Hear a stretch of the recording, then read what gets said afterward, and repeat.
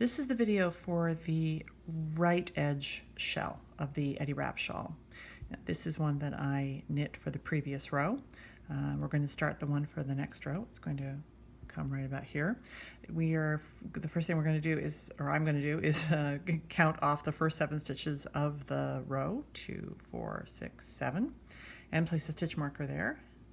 And after that, I'll be putting stitch markers every 14 stitches after that, so that I know where my shell units are going to fall in the row as I build it. So our first 7 stitches, this also helps for the first couple of times that you build these rows of shells to know where you are in the shell, how many more rows you have left, if you've used all your stitches, if you can expect your stitch count to line up with the pattern. It just helps with orientation. After a while you may feel that you sort of know where you are by reading your knitting, but the stitch markers are helpful to start. So the first thing we're going to do is we're going to knit front back into this first stitch with our new yarn. So this is the yarn from the previous row.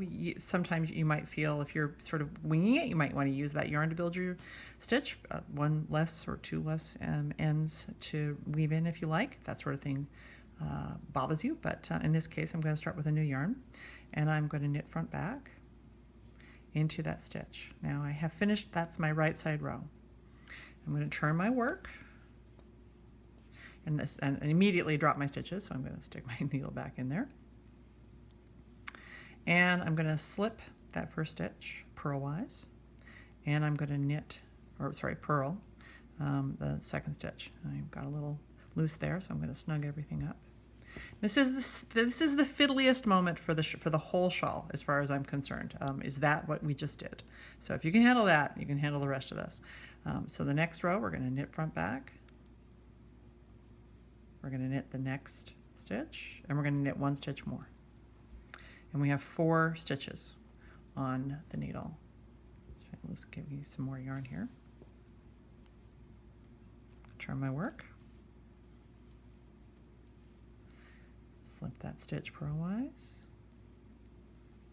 Purl back. And turn my work. So I am going to continue to basically do that. Knit front back in the first stitch, knit all the way over to the last stitch from the previous row, and knit 1 more. So now I have 6 stitches on my needles. I have used 3 of my foundation stitches. I have 4 left. Turn my work, slip purlwise, purl back, turn my work. And you can see how this would be made somewhat easier if you were somebody who could purl from the front, or some people call it knitting backwards. It's something I actually got pretty good at while I was knitting the sweater and this shawl, because I had a lot of practice. I've used 4 stitches. I now have 8 on my needle. Slip that purlwise, purl back,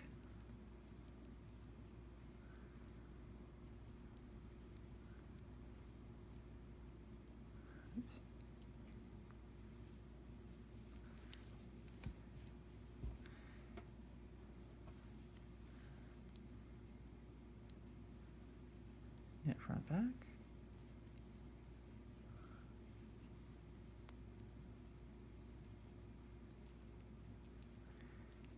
knit over to the last stitch from the previous row, and 1 more. I have 2 stitches left. I have 2, 4, 6, 8, 10 stitches on the needles. The math is working out. This is going incredibly well.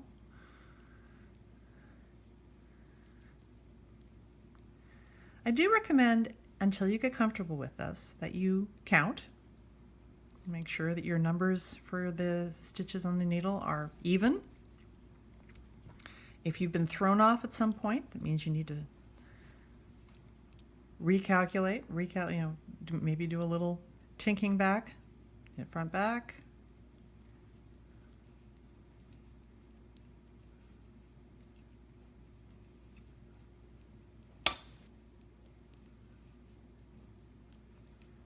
So I have one more stitch in the needle, so I should have 12 stitches, 2, 4, 6, 8, 10, 12. Purlwise, purl back. This knitting thing is so much fun.